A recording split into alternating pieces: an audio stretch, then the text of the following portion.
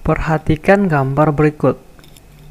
Suatu pipa selokan berbentuk lingkaran dengan koefisien kekerasan maning N sebesar 0,015 detik per meter pangkat sepertiga dan kemiringan saluran atau S sebesar 0,0002 mengalirkan debit 4 meter kubik per detik. Bila pipa tersebut mengalir 0,9 penuh, hitung berapa diameter pipa yang harus digunakan pada selokan tersebut. Langkah pertama, kita menuliskan hal yang diketahui. Koefisien kekerasan maning 0,015 detik per meter pangkat sepertiga. Kemiringan dasar saluran itu S sebesar 0,0002.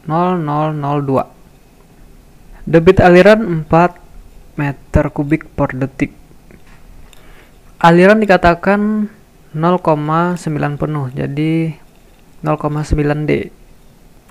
Yang ditanya adalah berapa diameter pipa.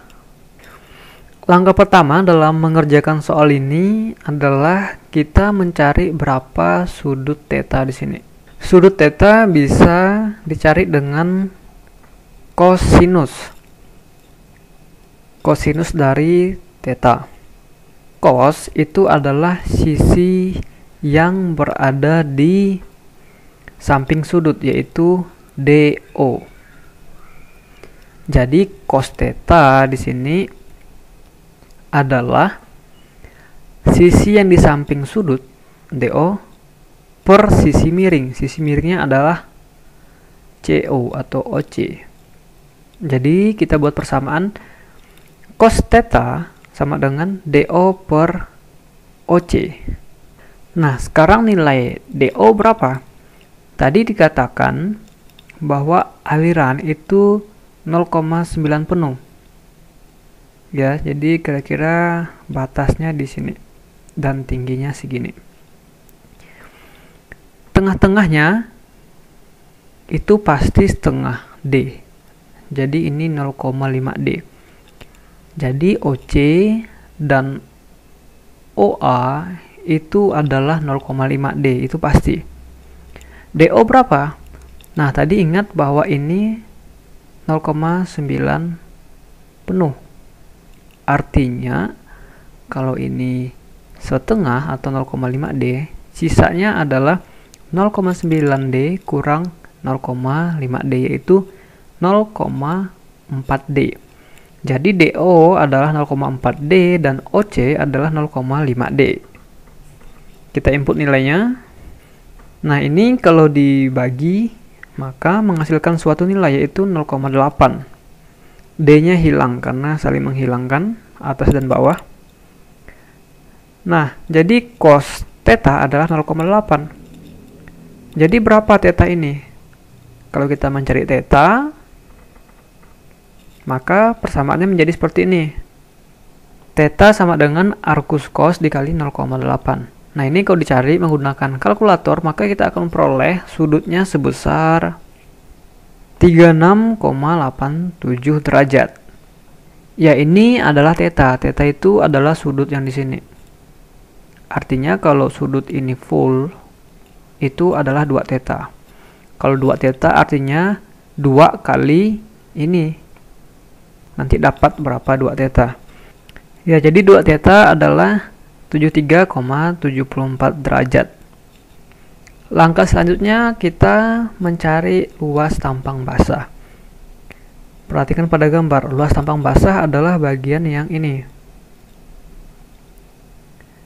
Kalau kita lihat ini, luas tampang basah ini itu ada 2 bagian, yaitu segitiga di sini AOC, dan ada lagi luas juring, yaitu A, B, C, dan O.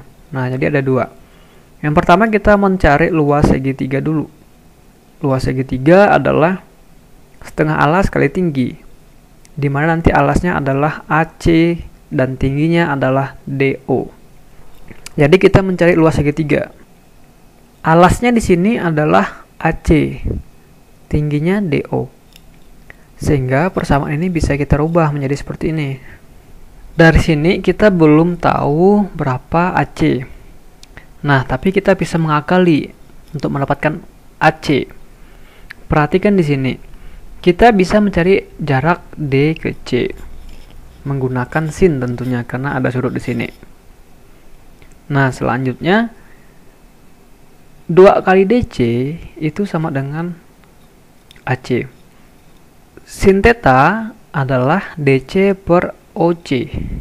Oleh sebab kita mencari DC, maka persamaannya menjadi DC sama dengan sin theta kali OC.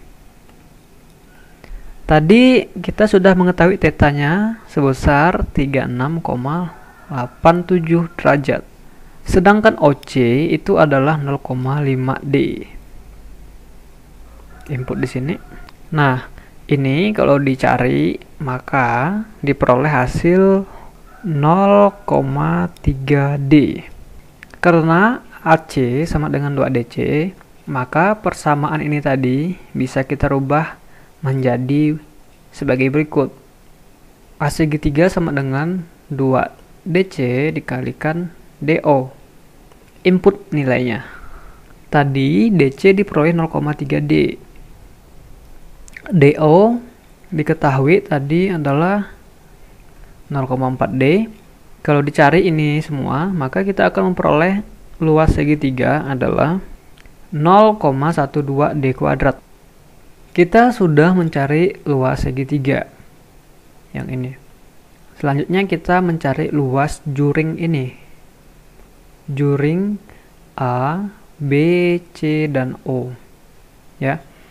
Andai kata ini full, maka luasnya adalah V per 4D kuadrat. Tetapi tidak full, maka luasnya dikurangi segini. Ya. Luas juring adalah, ya jadi luas juring adalah ini. Ini adalah luas lingkaran biasa. Ini adalah sudut yang di bawah sini. Ya, karena luasnya ada di bawah sini. Nah, ini bisa dihitung karena ini nilai semua kecuali D kuadrat. Kalau dihitung, maka kita akan memperoleh 0,62 D kuadrat. Jadi luas totalnya adalah luas segitiga ditambah luas juring. Luas segitiga 0,12 D kuadrat. Luas juring adalah 0,62 D kuadrat. Kalau ditotalkan, maka akan diperoleh hasil 0,74 D kuadrat. Kita sudah mencari total luas tampang basah. Selanjutnya, kita mencari keliling basah. Disimbolkan dengan P besar atau P kapital. Keliling basah itu adalah panjang dari A, B, dan C. Ini adalah keliling basah. Kalau lingkaran full, keliling basahnya adalah VD. Ya. Tetapi ini tidak lingkaran full, ada pengurangan sebesar ini, sudut ini. Sehingga sudut ini, sisa sudut ini, yaitu 360 derajat dikurangkan 2 theta, itu menghasilkan sudut ini. Dibagi 360 derajat dikalikan keliling lingkaran. Jadi persamaannya menjadi seperti ini. 360 derajat dikurang 73,74 per 360 derajat dikalikan VD. Ini kalau dicari tanpa D, karena D-nya bukan nilai. Kalau dihitung maka diperoleh hasil P sebesar 2,5D. Selanjutnya mencari jari-jari hidrolis atau R. R itu adalah pembagian dari A dibagi P. Dalam hal ini A-nya kita ganti dengan A total karena tadi ada segitiga dan juring. A total diketahui 0,74 D kuadrat, keliling basahnya 2,5 D. Kalau dihitung maka diperoleh R sebesar 0,3 D. Jadi D yang di bawah habis, yang di bawah yang di atas D-nya menyisakan 1. Sehingga 0,3 D. Langkah selanjutnya kita bisa mencari berapa diameter dari pipa ini. Untuk mencari diameter, kita menggunakan persamaan debit menggunakan persamaan Robert Manning. Persamaannya adalah sebagai berikut.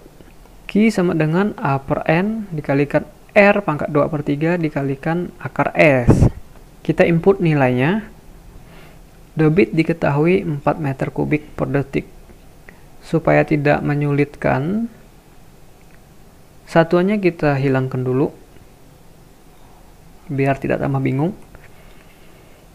A di sini bukanlah A total yang kita cari barusan, bukan. Tetapi A full, artinya A dalam kondisi saluran ini apa adanya. Jadi betul-betul D di sini yang dipakai, bukan 0,9 D. Jadi luasnya V per 4 D kuadrat. R tadi kita sudah memperoleh 0,3 D. Dipangkatkan 2/3. S atau kemiringan saluran tadi diperoleh 0,0002. N-nya diketahui 0,015 detik per meter pangkat 1/3. Untuk mempermudah, kita jangan dulu menyertakan satuannya. V per 4 adalah suatu nilai, karena V itu nilainya 3,14 dan seterusnya. Kalau dibagi dengan 0,015, maka diperoleh 52,36 D kuadrat. 0,3 D kalau dipangkatkan 2/3, maka diperoleh hasil 0,45 D pangkat 2/3. Ini kalau diakarkan diperoleh hasil 0,014.